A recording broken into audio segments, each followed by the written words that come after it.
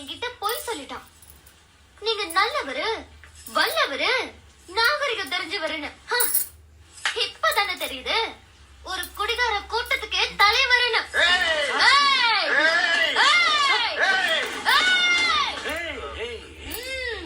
சபாஷ், சரியான போட்டி. அப்பா, எனக்கு இவர் பையன் வேண்டாப்பா. வேற நல்ல மாப்பிளைய பாருங்க. என் பையன் யார் தெரியுமா?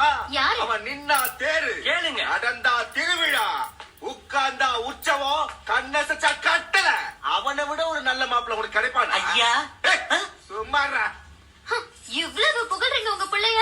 கேட்க நல்லா இருக்கு. ஆனா அவரால சுயமா முடிவெடுக்க முடியலையே. யார் சொன்னது முடியாதுன்னு? அவன் எடுக்கிற எந்த முடிவும் தீர்க்கமாவும் தெளிவாவும் சரியாவும் இருக்கும். இல்லங்கிற. ஆமாங்கிற. இல்லங்கிற. ஆமாங்கிற. அப்போ என்ன கல்யாணம் பண்ணிக்கணும்னு உங்க பையன் எடுத்த